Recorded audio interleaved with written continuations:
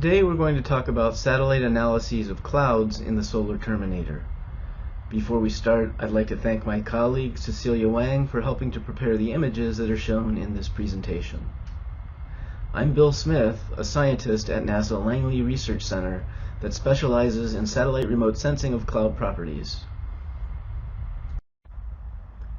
Timely and accurate information on clouds is needed for a wide range of applications.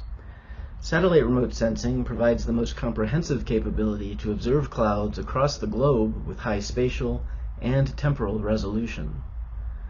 Meteorological satellites orbiting the Earth carry instruments called radiometers that scan the Earth and atmosphere below, taking measurements of reflected sunlight and temperature, which are used to support weather and climate applications.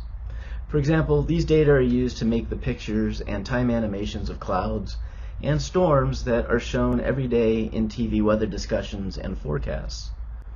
The measurements can also be analyzed rigorously to quantify more specific information about the nature of clouds. For example, at NASA, we develop and apply algorithms that interpret the raw satellite measurements to derive information on clouds, such as their location, their temperature, altitude, and how much sunlight they reflect. We can also determine whether they are composed of liquid water, frozen ice water, or both, and estimate the size and density of cloud particles. Thus, satellite remote sensing provides critical information on cloud processes, which are needed not only to diagnose our current weather, but also to improve weather and climate forecasts.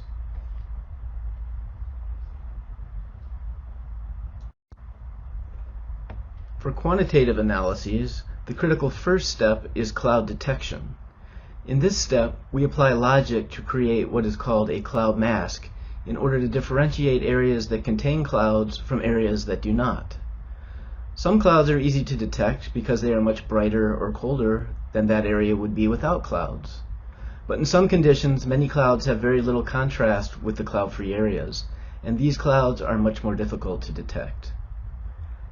Here we highlight one particular cloud detection problem that occurs in the solar Terminator when the signals for clouds that we measure from satellites can be difficult to interpret. The Terminator, which is also sometimes referred to as the twilight zone, appears from space as a line that separates day and night.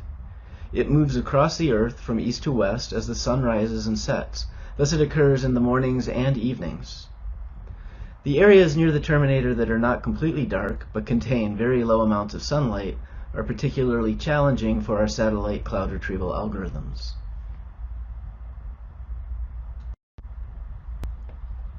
The reasons for this have to do with the spectral channels that are available to us for detecting clouds at all times of day. One channel that we commonly use has a central wavelength near 3.9 microns. This channel is very sensitive to clouds, but is influenced by both solar and thermal infrared energy. Therefore, the signals for clouds in this channel vary by the time of day. The images on the right try to illustrate how this works. First, take note of the images on the left, which are color composites of the satellite measurements designed to maximize our ability to discern clouds with our own eyes. These types of imagery are commonly used in weather forecast offices to gain qualitative understanding of cloud conditions.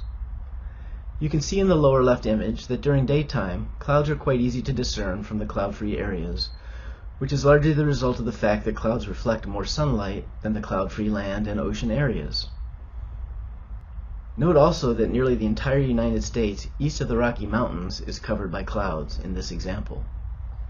At night, only thermal infrared data are available. Here the white areas in the image at the top left depict very cold clouds that are easy to distinguish from the much warmer cloud-free land and ocean surfaces, which are the darkest areas. However, low-level clouds over the Ohio Valley and parts of the south-central states are more difficult to distinguish because they have poor thermal contrast with the cloud-free land and ocean.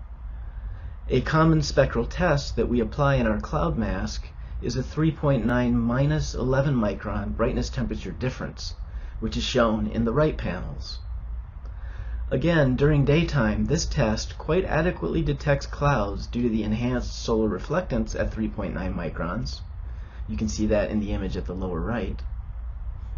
At night, which is in the upper right, This test also works very well due to the fact that clouds absorb radiation differently in these two channels, relative to the cloud-free surface. Thus, in this case, the darker blues across the Ohio Valley and southern states are signals for low-level clouds, when compared to the lighter blue or cyan colors, which shows cloud-free conditions over the land areas of eastern Canada, for example, western Texas, and the Florida Panhandle. So let's get to the heart of the problem now, which is in the low light conditions of the solar terminator, depicted by the area in the black circle over the central United States in the middle right panel. Here, our signal for clouds in the otherwise important 3.9 micron channel actually vanishes, and it becomes impossible to tell from this test if the area is clear or cloudy. To see how this problem influences our cloud mask, I draw your attention to these three figures that show the enhanced satellite composite imagery on the left and the results of our standard cloud mask in the middle, as well as the results of a new cloud mask which has been derived using a machine learning method, which is shown in the right. In the cloud mask results, the blue colors represent clouds while the green and white areas represent cloud-free conditions over snow-free and snow-covered land, respectively. As you can see, as the terminator advances through the eastern U.S., some low-level clouds disappear or are not detected using the version 1 algorithm, for example over Indiana and Kentucky at sunrise, and over the eastern states during sunset. In contrast, our new method, version 2, which uses a machine learning approach, seems to improve the cloud mask and does not show the missing cloud artifacts found in version 1 during the terminator. One final point that I'd like to draw attention to is that these examples illustrate a problem with under-detecting low-level clouds in the terminator. Under some conditions, though, which I have not shown here, we also sometimes find the opposite problem where we false alarm clouds in the solar terminator in areas that are actually cloud-free. Thus, citizen scientists' observations of low-level clouds and of cloud-free conditions during the solar terminator are both needed to help further validate and improve our satellite cloud detection algorithms.